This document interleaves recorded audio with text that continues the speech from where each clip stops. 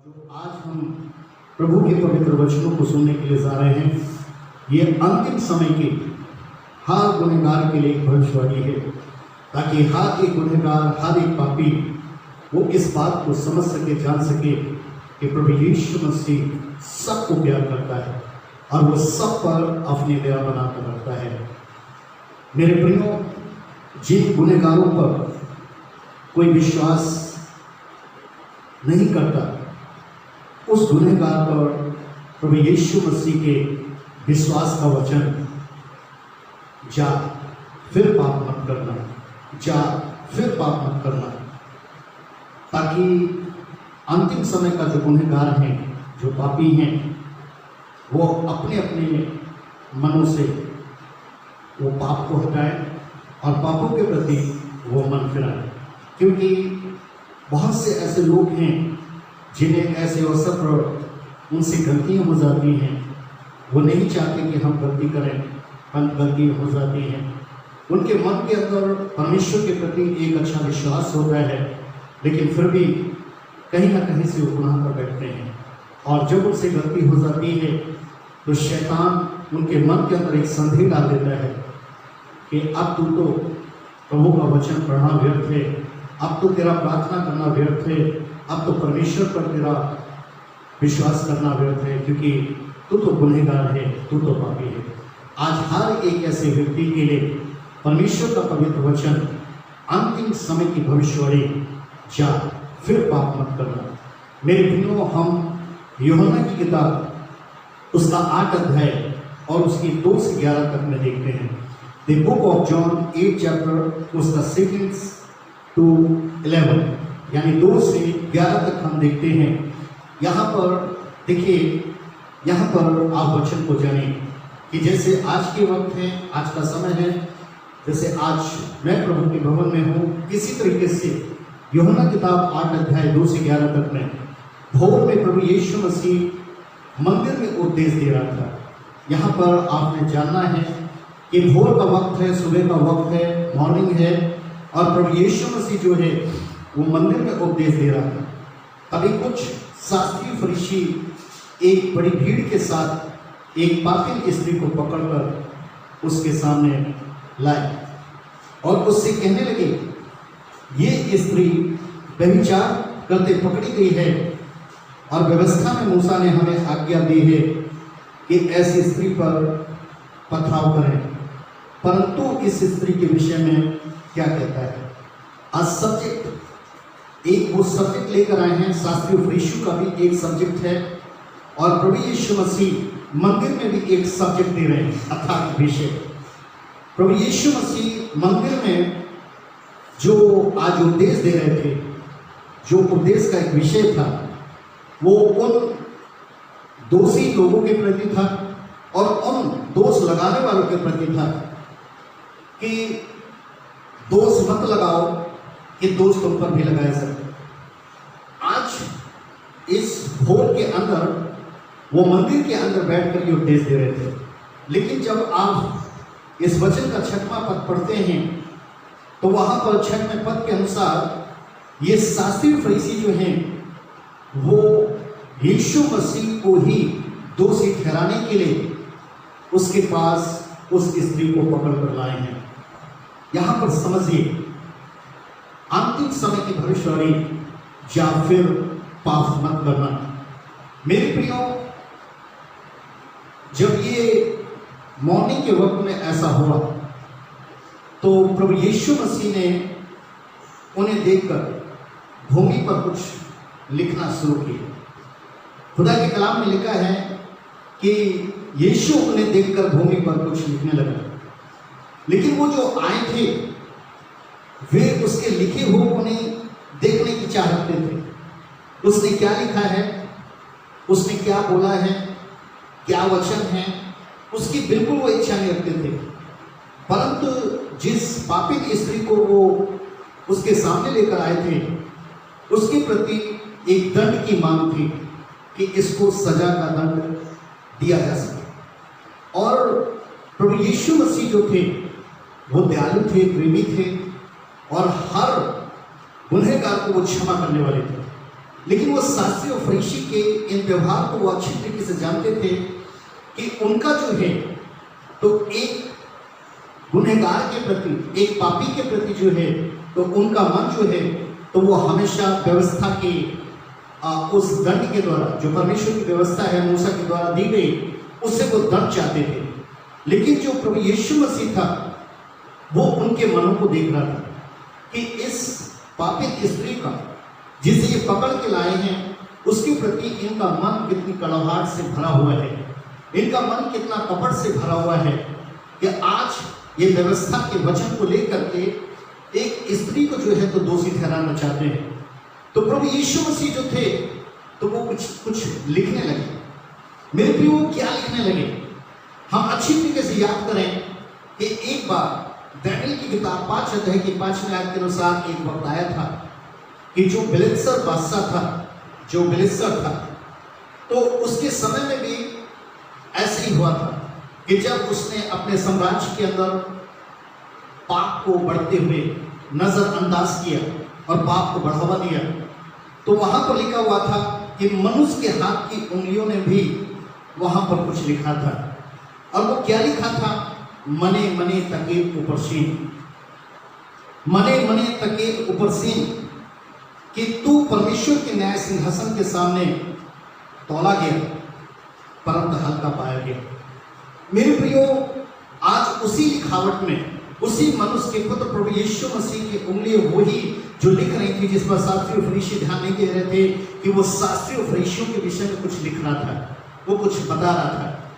और वो क्या लिख रहा था, वो क्या बता रहा था? मेरे प्रियो, हम अच्छी तरीके से जानते हैं कि जिस समय शास्त्री और फरीसी थे तो प्रभु यीशु मसीह ने मत्ती किताब 23:28 में इनके विषय में कहा था, तुम भी ऊपर से मनुष्य को धर्मी दिखाई देते हो, यानी तुम ऊपर से तो मनुष्य को धर्मी दिखाई देते हो परंतु भीतर कपट और अधर्म से भरे हो।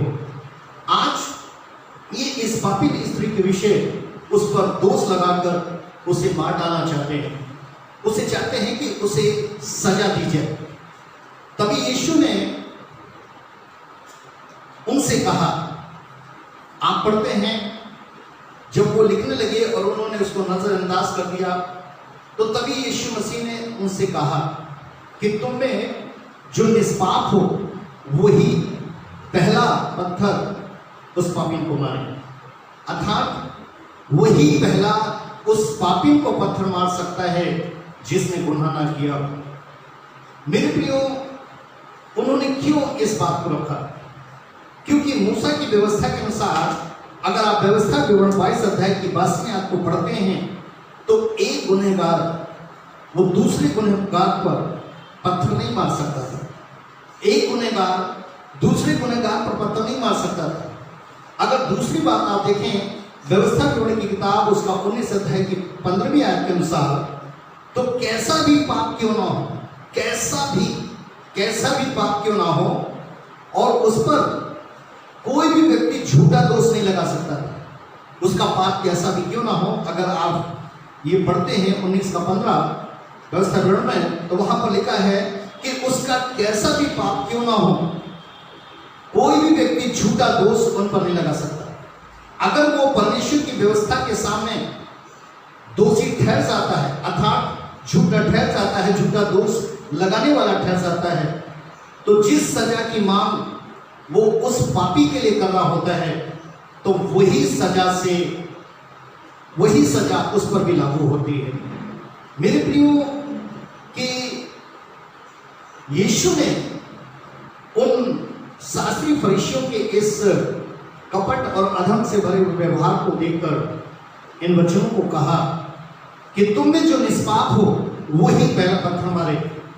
खुदा के कलाम में आप पढ़ते हैं कि लिखा है कि ये सुनकर बड़े से लेकर छोटे तक एक एक करके निकल गए, वो चले गए। मेरे प्रिय, जो शास्त्री और फरीसी थे, ये मूसा की जो व्यवस्था की धार्मिकता थी उस पर तो विश्वास करते थे, परंतु प्रभु यीशु मसीह पर जो पापियों का उद्धार करता है वो इस बात पर विश्वास नहीं करते थे। मेरे प्रियो, वो एक एक चले गए, क्योंकि कहीं ना कहीं से उन्होंने व्यवस्था करोड़ 22 का 22 के अनुसार और 19 का 15 के अनुसार उन्होंने सोचा कि कहीं ऐसा ना हो कि हम स्वयं जो है तो दोषी ठहर सके, क्योंकि प्रभु यीशु मसीह ने कहा था कि दोष मत लगाओ कि दोष तुम पर लगाया जाए।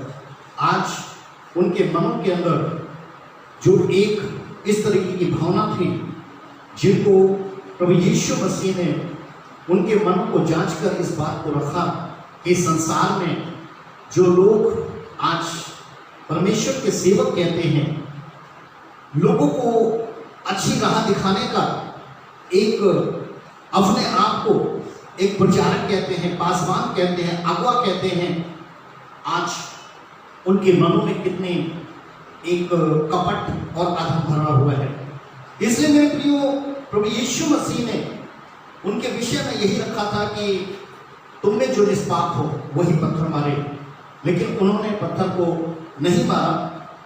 और मेरे प्रियो, वो सब छोटे से लेकर बड़े तक चले गए। लेकिन जब हम आगे बढ़ते हैं, जो बहुत ही एक सीरियस मैटर है, जो आज हमने और आपने समझना है, जो प्रभु का पवित्र आत्मा 21वीं सदी में हमसे और आपसे बातचीत करके कह रहा है, अंतिम समय की भविष्यवाणी, या फिर पाप मत करना। वो किस लिए कह रहा है? कि हमने कोई गुनाह नहीं किया, या हमने कोई पाप नहीं किया, या हम कोई गलती नहीं करते हैं। मेरे प्रिय, इस वचन को ध्यान से सुने कि जो वहां पर छोटे से लेकर बड़े तक एक एक करके निकल गए, तो खुदा के कलाम में लिखा है कि वो जो पापिन स्त्री थी वहीं खड़ी रही। वो जो स्त्री थी, जो पापिन स्त्री थी, वो प्रभु के सामने वहीं पर खड़ी रही। और प्रभु यीशु मसीह ने उससे पूछा कि वो कहाँ गए, वे कहाँ गए, और आगे पूछा, और क्या किसी ने तुझ पर दंड की आज्ञा ना दी? यहां समझिए कि प्रभु यीशु मसीह उस स्त्री से जानने की कोशिश कर रहे हैं कि वो कहाँ गए, वे कहाँ चले गए, वो तेरे सामने क्यों नहीं टिक सके। फिर दूसरी बात कही, क्या किसी ने तुझे दोषी ठहराया? क्या किसी ने तुझ पर दंड की आज्ञा ना दी? कौन ऐसा रहा? उस स्त्री ने जब सुना तो उस स्त्री ने कहा, हे प्रभु, किसी ने नहीं। यहां समझिए कि वो स्त्री जो उसे पकड़कर शास्त्री फरीसी और भीड़ लाए थे, जो उसे सजा का एक हकदार समझ रहे थे कि इसे उस व्यवस्था के अनुसार, जो मूसा की व्यवस्था है, जो मूसा ने हुक्म दिया है, उसके अनुसार इसको सजा दी जाए, लेकिन वो आज उसे छोड़कर चले गए। तो प्रभु यीशु मसीह ने कहा कि मैं भी तुझ पर दंड की आज्ञा नहीं देता, मैं भी तुझ पर दंड की आज्ञा नहीं देता। वो प्रभु यीशु मसीह आपको कितना प्रेम करता है, वो प्रभु यीशु मसीह आपको कितना चाहता है कि आपके गुनाह, आपके पाप, वो हर प्रकार के कैसे भी गुनाह क्यों ना हो, खुदा की कलाम में यशायाह ने भविष्यवाणी करके बहुत बड़े बड़े पापों को कहा है, बहुत बड़े बड़े पापों के विषय में कहा है कि चाहे लाल रंग के हो या अगवानी रंग के हो। मेरे प्रियो, आज कैसे भी पाप क्यों ना हो, लेकिन वो प्रभु यीशु मसीह जो हमें और आपको प्यार करता है, वो इस जमीन पर जैसे उसने इस पापिन स्त्री से कहा था कि मैं भी तुझ पर दंड की आज्ञा नहीं देता, वो हम पर भी मेरे प्रियो उसने दंड की आज्ञा नहीं दी। और नहीं ये जो जिन दिनों के अंदर हम जब दुख में आते हैं, जब हम दर्दों में आते हैं, हम जब बहुत सी परेशानियों में आते हैं, तो उस वक्त में हमें हौसला, हिम्मत, ये दोनों चीजें बताती हैं कि हम यीशु मसीह पर विश्वास करते हैं। इसलिए मेरे प्रियो, यहाँ पर आप समझ सकते हैं कि क्या उस स्त्री ने पाप नहीं किया था, जो यीशु मसीह ने कहा था कि मैं भी तुझ पर दंड की आज्ञा नहीं देता? नहीं, ऐसी बात नहीं थी। वो जानता था कि ये गुनहगार है, इसने गलती की है, लेकिन प्रभु यीशु मसीह जो थे वो पापियों को दंड देने की आज्ञा देने इस जमीन पर नहीं आए थे। पिता परमेश्वर की योजना जो अपने प्रिय पुत्र प्रभु यीशु मसीह की इस पृथ्वी पर भेजने की थी, और प्रभु यीशु मसीह का जो इस पृथ्वी पर आने का था, वो किसी भी गुनहगार को दंड देने के लिए वो नहीं आए थे, परंतु पापियों को पापों से मन फिराव का, पापियों को पापों से मन फिराव की एक आज्ञा देने के लिए आए थे। क्योंकि वो जो दंड था, जो सजा थी पाप की, वो तो उन्होंने स्वयं उठाना था, वो तो स्वयं ही उसके लिए इस पृथ्वी पर आए थे, जो हमारे और आपके सारे गुनाहों को, सारे पापों को अपने ऊपर ले लेंगे। जैसे कि हम अच्छी तरीके से जानते हैं कि उन्होंने सारे पापों को लिया। मेरे प्रियो, प्रभु यीशु मसीह ने हमारे व आपके हर प्रकार की गलतियों के ताना को सहा। अधर्म हो, चाहे अपराध हो या पाप हो, उनको अपने ऊपर लेकर मृत्यु को सहा, ताकि हम पापियों को नजात मिले, ताकि पापियों को छुटकारा मिले। आज ये स्त्री जो शास्त्री और फरीसियों की निगाह में एक दोषी थी, जिसे समाज के सामने वो एक गुनहगार साबित करने की कोशिश कर रहे थे, परमेश्वर ने अपने वचन में ऐसे लोगों को गुनहगार साबित करते हुए उस स्त्री के विषय में उस यही कहा कि मैं भी तुझ पर दंड की आज्ञा नहीं देता। मेरे प्रियो, आप समझ सकते हैं कि प्रभु यीशु मसीह इस जमीन पर हमें और आपको कितना प्रेम करते हैं। आप इस चीज को भी समझ सकते हैं कि इस जमीन पर बगैर परमेश्वर की योजना के प्रभु यीशु मसीह इस पृथ्वी पर नहीं है। वो स्वयं अपने आप में एक वचन है, वो स्वयं अपने आप में परमेश्वर के पुत्र हैं, और वो स्वयं परमेश्वर के पवित्र वचन के अनुसार परमेश्वर की दाहिनी ओर आज भी विराजमान है। और वो उस समय तक इंतजार कर रहे हैं जब तक दूसरी आमद, जब तक इस पृथ्वी पर हमारे और आपका सुधार नहीं हो जाता, जब तक अंतिम समय की वो भविष्यवाणी जो आपके लिए हैं, ताकि आप उन भविष्यवाणियों को सुनकर विश्वास करें और अपने आप को एक ऐसी आत्मिक दुल्हन बनाएं कि वो पुराना वस्त्र उतार कर आप एक नया अमरता का वस्त्र को पहने, और जब वो आए तो उनके साथ उसी अमरता के वस्त्र में जो है तो आप बातों पर उठा लिए जाए।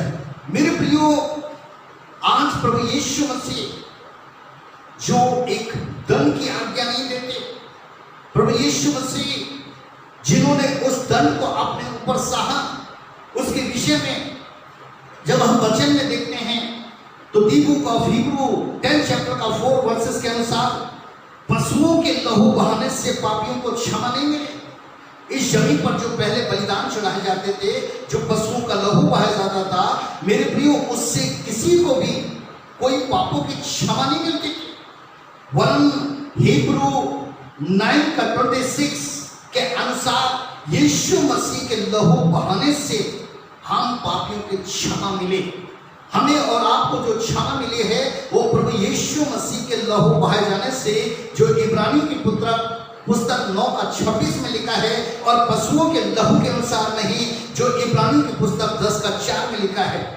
इसलिए मेरे प्रियो, हम अच्छी तरीके से समझ सकते हैं कि प्रभु यीशु मसीह जा फिर पाप मत करना, क्योंकि वो खुद उस पाप का उठाने का एक ऐसा मेमना बने थे, जिन्होंने हमारे अधर्म, हमारे अपराध और हमारे पापों को अपने ऊपर ले लिया था।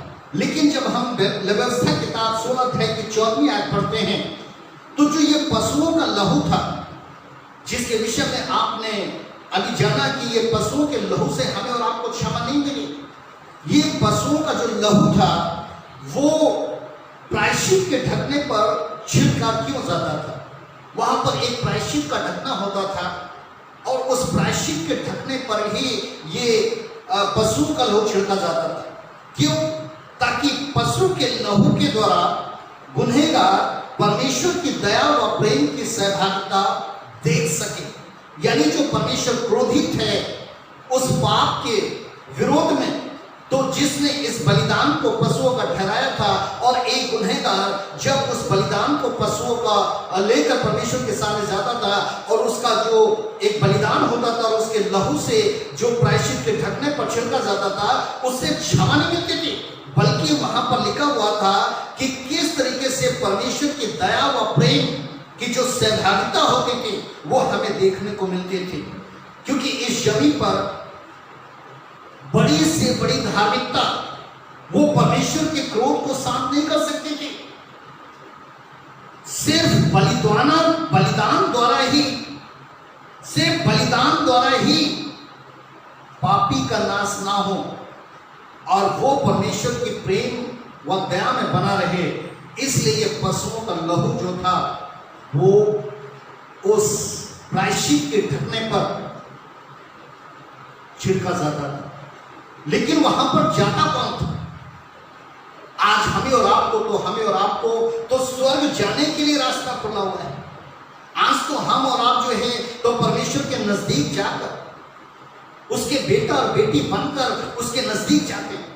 लेकिन मेरे प्रियो, जब आप व्यवस्था 16 अध्याय उसका 29 और 30 पढ़ते हैं तो वहां पर लिखा है कि पापियों को प्रायश्चित करने के लिए परमेश्वर ने 7वें महीने का 10वां दिन ठहराया था।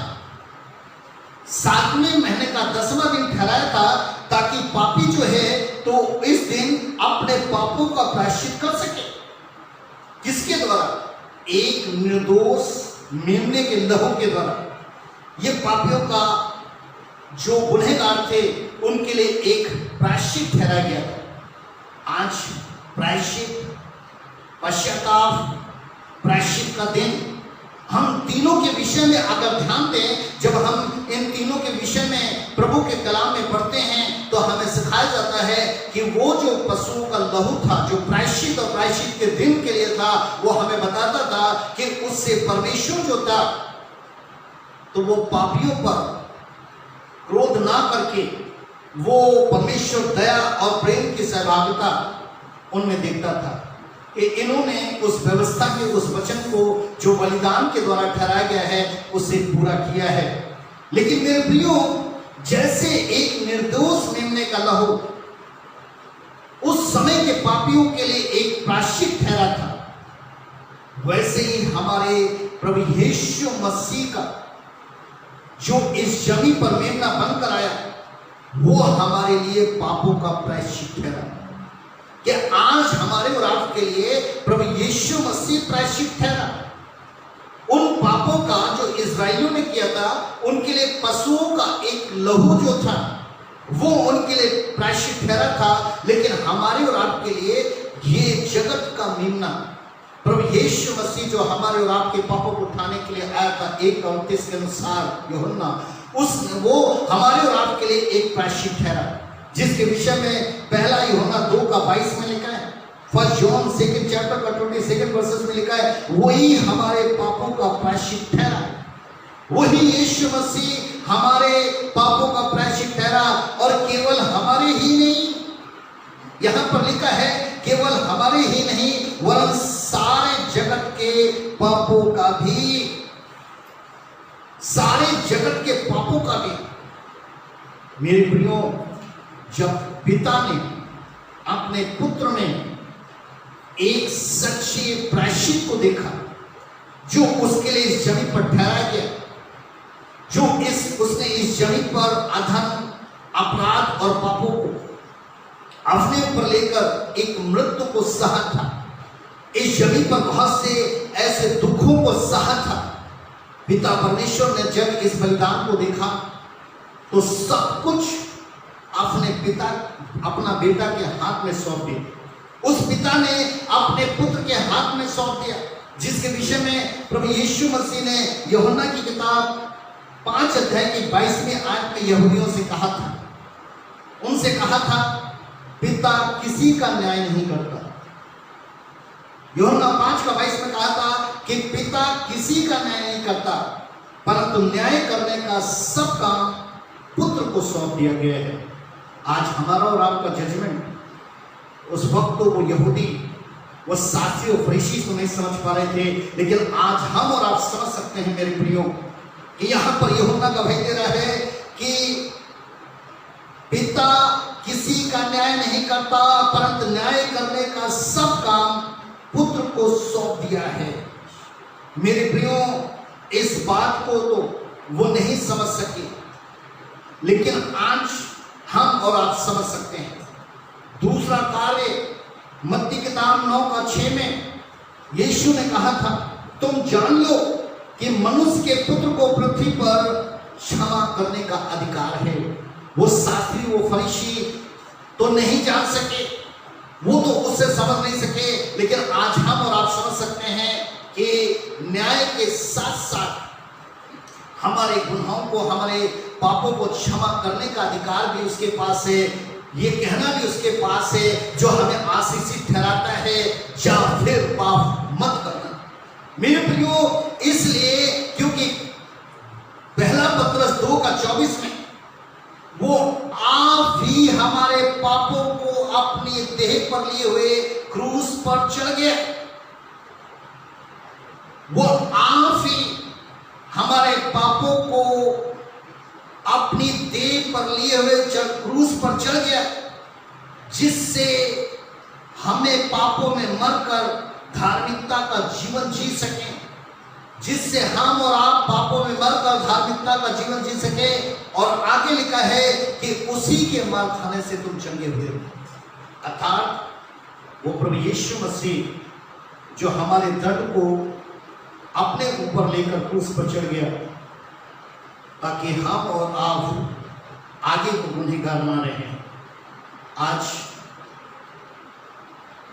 गुनाह पृथ्वी पर बढ़ चुके हैं, सताव बढ़ता जा रहा है, अंधकार का साया मंडरा रहा है, लेकिन आपके साथ प्रभु यीशु मसीह की रोशनी है, प्रभु यीशु मसीह की आशीष है, प्रभु यीशु मसीह की चंगाई है। कि वो जाते वक्त भी उन्होंने कहा था मत्ती 28 के अंदर कि स्वर्ग और पृथ्वी का सारा अधिकार मेरे पास है, न्याय करने का अधिकार उनके पास है, एक गुनहगार एक पापी को क्षमा करने का अधिकार उनके पास है। क्योंकि उन्होंने अपने उस मौत के द्वारा अपने लहू को बहाकर हमें और आपको पिता से प्रेम कराया। खुदा के कलाम के मुताबिक मेरे प्रियो, कि जब वो प्रभु यीशु मसीह उस पापी स्त्री को दंड की आज्ञा ना देकर उसे मन फिराने की आज्ञा दी, जा फिर पाप मत करना, वही आज हमारे और आपके पास भी है। कि इस जमीन पर उन्होंने आकर सिर्फ यही प्रचार किया था कि मन फिराओ, क्योंकि स्वर्ग का राज निकट है। मन फिराओ, क्योंकि स्वर्ग का राज निकट है। इतना अच्छा प्रभु, इतना अच्छा दोस्त, इतना अच्छा दूल्हा मेरे प्रियो, जो हमसे ज्यादा हमें प्यार करता है, आपसे ज्यादा आपको प्यार करता है इस जमीन पर भी, और जब हम सब आसमान पर होंगे उस वक्त भी, और जब हम इस जमीन पर से घोर अंधकार की वादियों में होकर विचारे होंगे उस वक्त भी, हमारा सच्चा सहारा, हमारा सच्चा प्रभु यीशु राजा, वो हमें और आपको कितना प्रेम करता है, इस प्रेम को समझ सके। आज तक अगर हमने उन पापों को जो हमारी जिंदगी के अंदर गलती बनकर या कुछ ऐसी त्रुटि बनकर हैं, तो उससे आपको डरने की जरूरत नहीं है। डरना है तो उस पाप के संचालक शैतान से, उसके उस युक्तियों से, उसकी उस योजनाओं से, उन बातों से जिससे कि वो अवसर पाकर अटैक कर देता है, हमला कर देता है। उसमें सावधान रहते हुए मेरे प्रियो, आज अंतिम समय की इस भविष्यवाणी में जा फिर पाप मत करना, उसमें उस पापी स्त्री पर दया की, उसे दंड की आज्ञा नहीं दी, बल्कि उसे हुक्म दिया तो सिर्फ पापों से मन फिराने के लिए।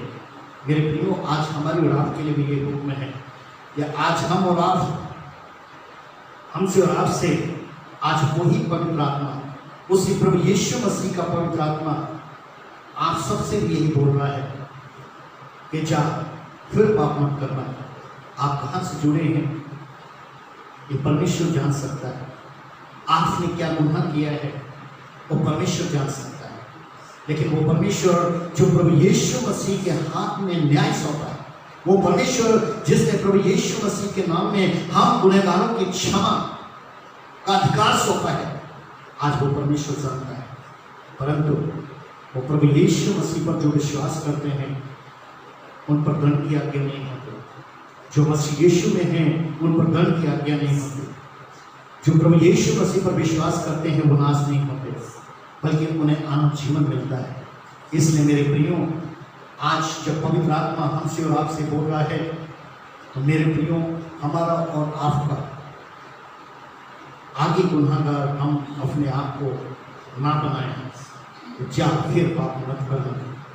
मेरे प्रियो, जिस शास्त्री फरीसी की व्यवस्था उस पापी स्त्री को पत्थर से मारकर उसको मृत्यु दंड देकर एक सजा सुनानी चाह रही थी, जो शास्त्री फरीसियों की व्यवस्था थी, उसी व्यवस्था को पूरा करने के लिए प्रभु यीशु ने श्रापित क्रूस पर चढ़कर उस क्रूस की सजा जो पाप की थी उस मृत्यु दंड को अपने ऊपर लिया और उन्होंने उस क्रूस पर ही पिता परमेश्वर के उस क्रोध को जो पाप के प्रति था उसे शांत करने के लिए, हमें और आपको नजात देने के लिए, हमें और आपको, हम पर एक गुनहगार हम ना हो, उन्होंने हमें और आपको एक अच्छा धर्मी बनाने के लिए, सच्चा बनाने के लिए, पवित्र बनाने के लिए उन्होंने पिता से कहा था कि हे पिता इन्हें क्षमा कर, हे पिता इन्हें माफ कर, क्योंकि ये नहीं जानते ये क्या कर रहे हैं। और हम अच्छी तरीके से जानते हैं जो अभी हमने यूहन्ना 5:22 में पढ़ा था, तो यीशु मसीह ने मत्ती में कहा था कि मेरे पास क्षमा करने का अधिकार है, पिता ने मेरे हाथ में न्याय करने का। उस वक्त पिता ने जैसे ही सुना तो हमें और आपको अपने बेटे यीशु मसीह के उस पाप की मृत्यु के द्वारा जो व्यवस्था पूरी हुई उसने हमें और आपको क्षमा दे दी और हमेशा के लिए शांत हो। मेरे प्रियो, खुदा का कलाम कहता है कि भजन संहिता 78 की 38 में, द बुक ऑफ साम 78 का 38 वर्सेस में, परंतु वो जो दयालु है वो उनके अधर्म को ढांपता और उन्हें नष्ट नहीं करता। वो बार बार अपने क्रोध को ठंडा करता है और अपनी जंजलाहट को पूरी रीति से भड़कने नहीं देता।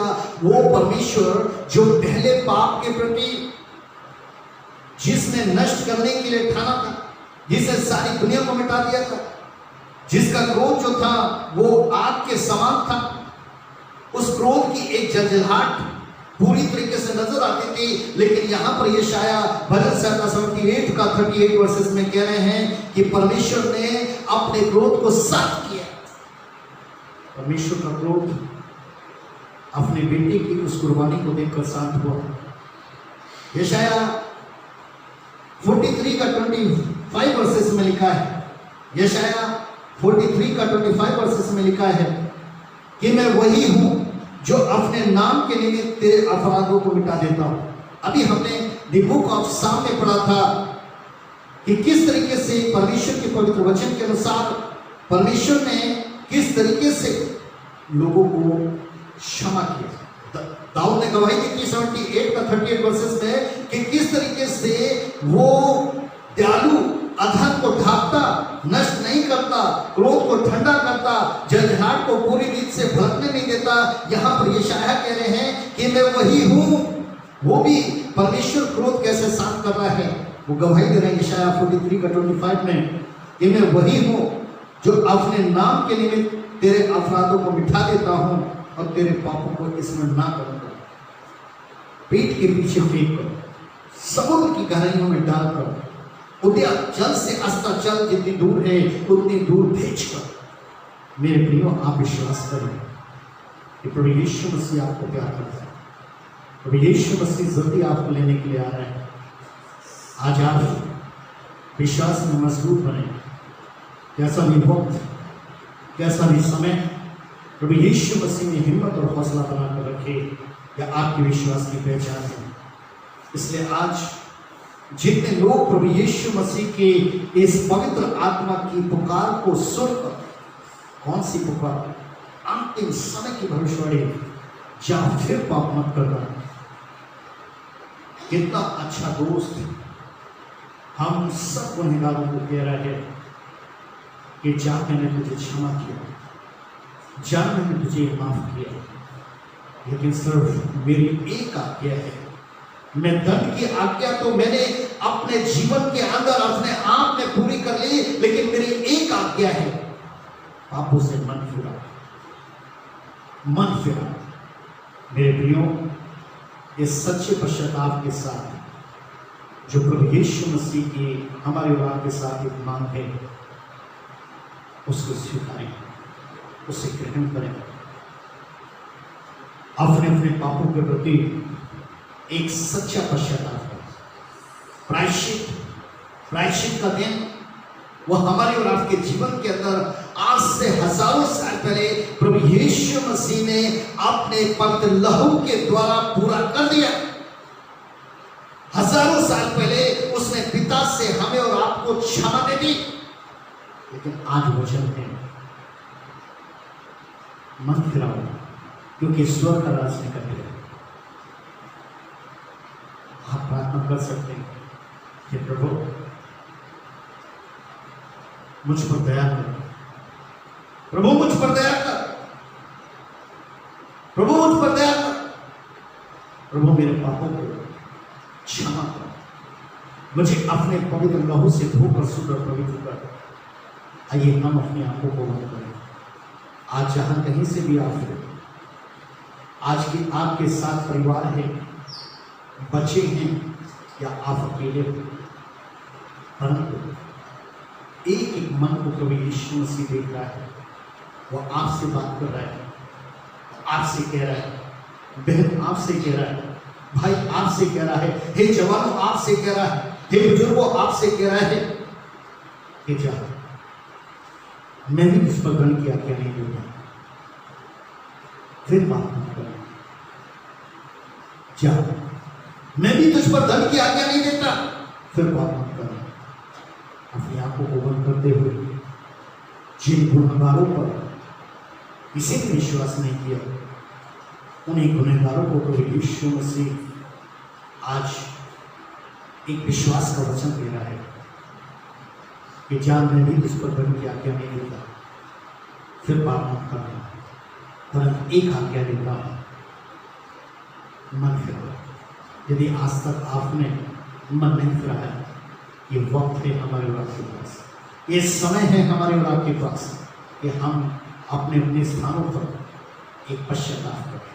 वो पश्चाताप जो पहले हमारे पापों के कारण परमेश्वर से अलगाव हो गया था, लेकिन पशुओं का लहू परमेश्वर की दया और प्रेम के कारण हमें नष्ट नहीं करता था, परंतु हमें और आपको बचा कर रखता था उस छाया के लिए, उस समय के लिए कि उसका प्रिय पुत्र जो मनुष्य का पुत्र बनकर इस पृथ्वी पर आएगा, उसके पापों वो हमारे और आपके पापों को अपने ऊपर ले लेगा और वो पापों के लिए मारा जाएगा। और वही हुआ कि वो योजना का कार्य पूरा हुआ। आज आप आनंदित हो, आज आप अपने मन में शांति रखें तो प्रभु यीशु मसीह ने आज आपको क्षमा किया है, माफ किया है।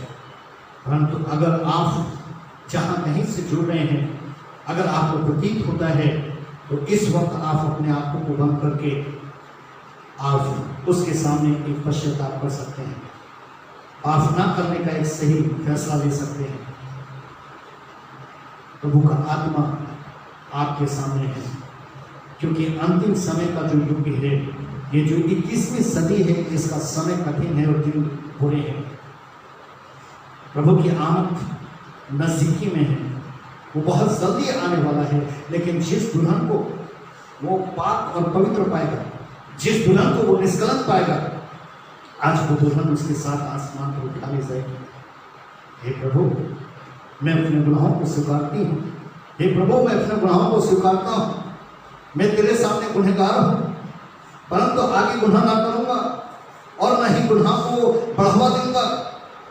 आज मेरे प्रियो, इसी बात को अपने मनों में रखते हुए और उन गलतियों से मन को फिराते हुए, आज के इस वचन पर विश्वास करते हुए कि तूने मेरे गुनाह पर दंड की आज्ञा नहीं दी, परंतु क्षमा की आज्ञा दी। आज आप अपने अपने स्थानों पर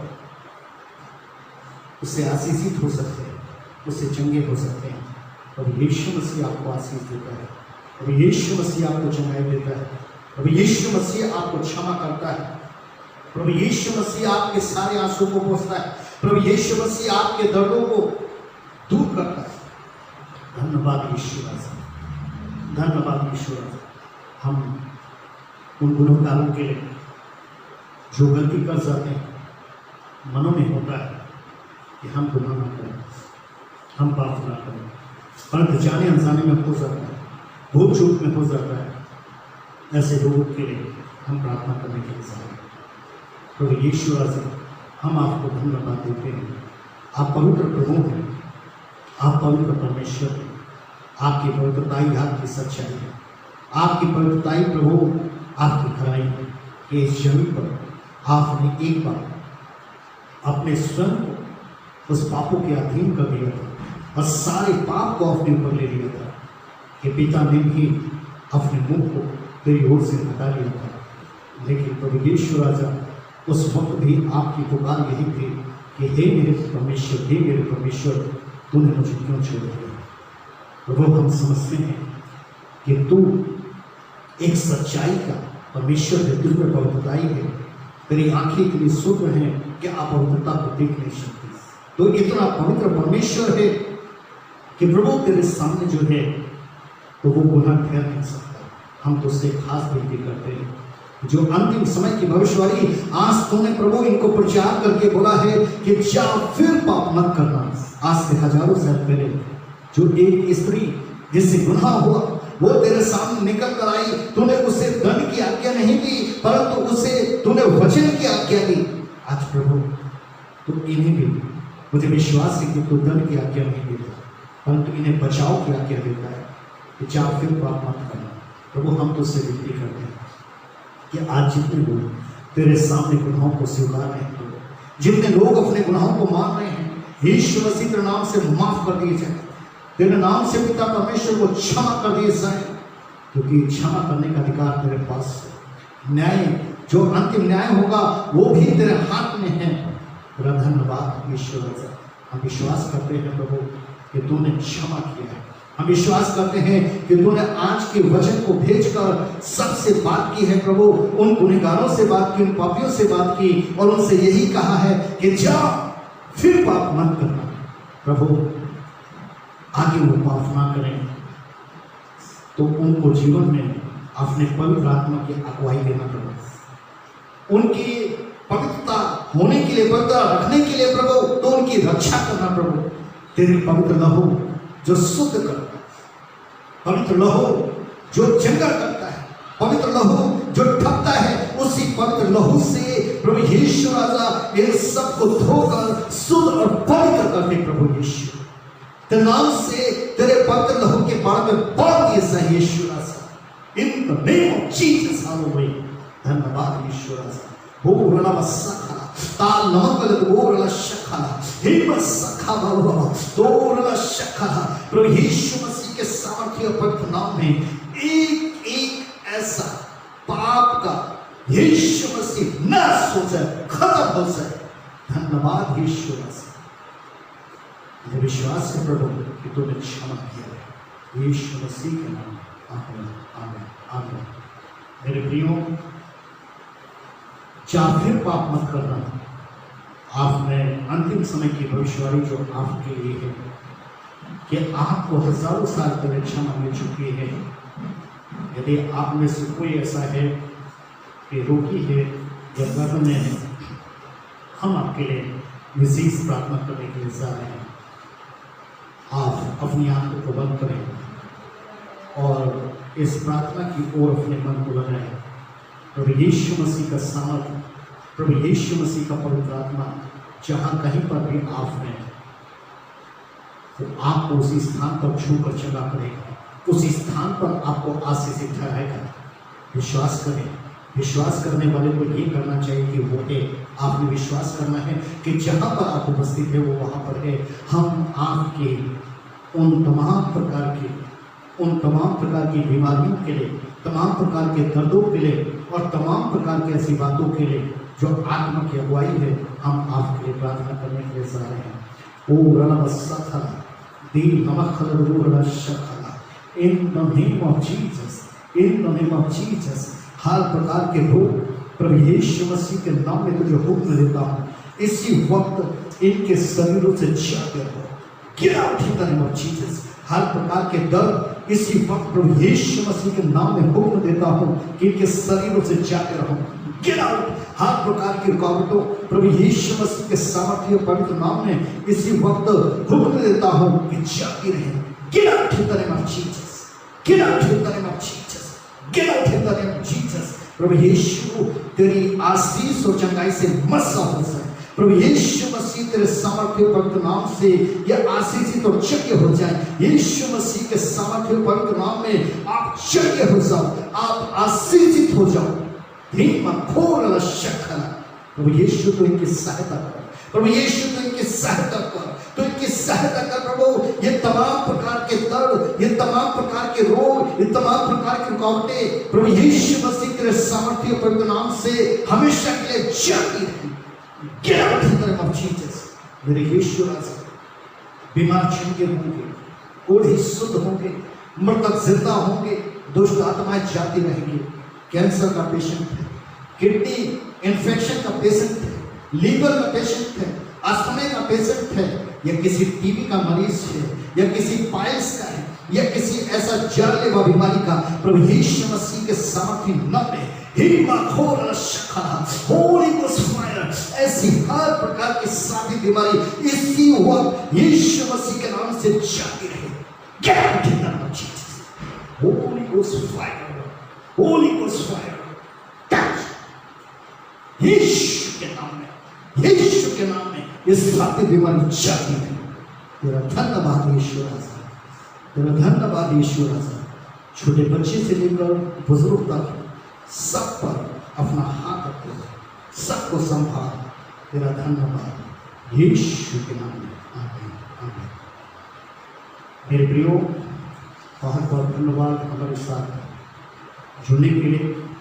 और आपने जो आज का पवित्र वचन सुना है, अंतिम समय की भविष्यवाणी, चाहे फिर पाप मत करना, इसके प्रति चौकन्ना रहे, इस वचन को हृदय के अंदर बसाएं। प्रभु आपका आशीष। Thank you very much. God bless you. God bless you.